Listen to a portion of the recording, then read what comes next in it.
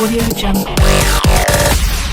है आंख में आंख डालकर बोलने की, तो वो ताकत यहां से मिलती है मेरे भाइयों, यहां से मिलती है। तुम है तो हम है, तुम्हारी ताकत है जिसकी बुनियाद पे आज अल्हम्दुलिल्लाह हम खड़े रहते हैं, डटकर बोलते हैं। अब तो ये है, पहले असद साहब जब बोलने खड़े रहते थे तो सामने से भाजपा वाले, कभी कांग्रेस वाले उन्हें कुछ न कुछ टोकते रहते थे। अब आपने टीवी पर देखा होगा, असद साहब जब बोलने खड़े रहते हैं तो उनका छोटा भाई पीछे जाकर बैठता है, और अगर कोई असद भाई को कहता है बैठ, तो मैं बोलता अरे बैठ बे, चल बैठ, बहुत आए। बहुत तकलीफ होती है, इतनी तकलीफ होती है उन्हें कि एक शेरवानी से हम परेशान थे, ये दूसरा भी आया है तो बहुत बोलता है। बोलेंगे, इसलिए बोलेंगे कि 70 सालों तक तुम बोलते थे, हम सुनते थे। 70 सालों तक तुमने जैसा बोला हमने वैसा सुना। आज अल्हम्दुलिल्लाह कश्मीर से कन्याकुमारी तक अगर किसी ने सियासी एक सोच पैदा की है इस कौम के अंदर, अगर ये एक ताकत दी है,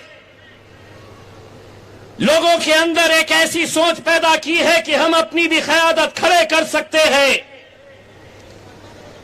वो हमारे बैरिस्टर असदुद्दीन अवैसी साहब ने की है मेरे भाइयों। इसीलिए अगर हम पूरी ताकत के साथ, पूरी एकजुटता के साथ अगर हम खड़े रहे तो क्या कुछ नहीं कर सकते, कैसे मोजज़े नहीं हम कर सकते हैं, दिखा सकते हैं हम उसकी जिंदा मिसाल। अगर कोई देखना है तो यही तुम्हारा बेटा, तुम्हारा भाई, तुम्हारा दोस्त इम्तियाज जलील, जिस शहर औरंगाबाद से मैं आता हूं, लगातार 22 सालों से लगातार वहां शिवसेना का सांसद चुनकर आता। मुसलमान किसको वोट देते? शिवसेना को नहीं, भाजपा को नहीं, मुसलमान देता वोट किसको? तो सेक्युलर कांग्रेस को देता। जीतकर कौन आता? तो शिवसेना जीतकर आती।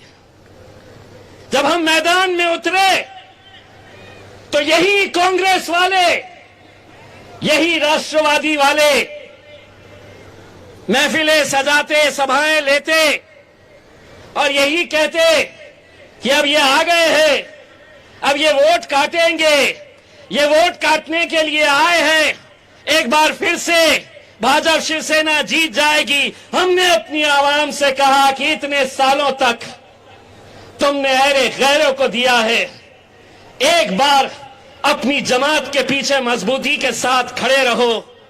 हमने अपने नौजवानों से कहा एक धक्का लगाओ तो सही। अल्हम्दुलिल्लाह एक ऐसा धक्का लगाए कि 22 सालों के शिवसेना को हमने वहां से उखाड़ा और हमारे मजलिस का झंडा वहां पर हमने लहराया।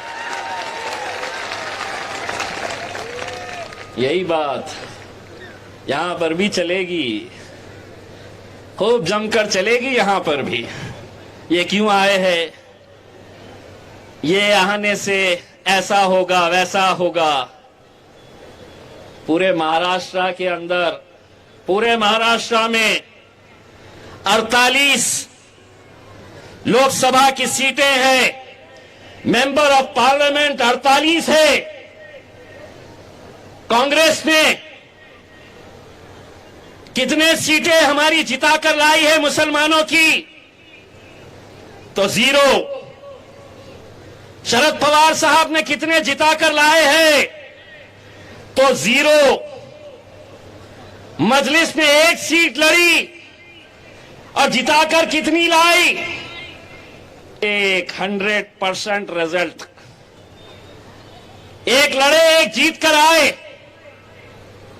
बस आप लोगों से यही इल्तिजा है मेरे भाइयों, ये वक्त आया है कि हमको कहीं ना कहीं ये सोचना पड़ेगा कि आज इस मुल्क के ऊपर जो हालात,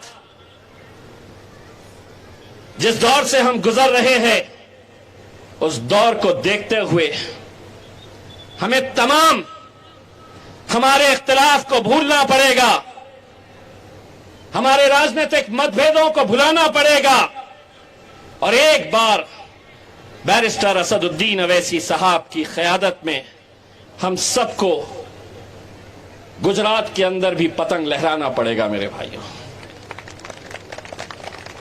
आज आप लोगों का जोश देखने के बाद मैं आप मंगरुल के तमाम नौजवानों की तरफ से बैरिस्टर असदुद्दीन अवैसी साहब को एक अपील करना चाहता हूं और वो अपील आपके तरफ से कर रहा हूं, आपके दिल की बात कर रहा हूं कि असद साहब, ये नौजवानों का जोश इन्होंने तय किया है कि ये मजलिस के साथ पूरी ताकत के साथ खड़े रहेंगे। अकबर भाई को लाने की जिम्मेदारी असद भाई आपकी रहेगी। जीत के बाद अकबर साहब को भी यहां पर लाना पड़ेगा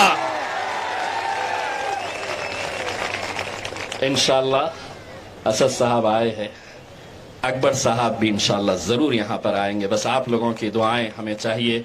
मैं तमाम उलमाओं का शुक्रिया अदा करता हूं। बस आप लोगों की रहनुमाई हमें चाहिए। हम यहां पर बड़ी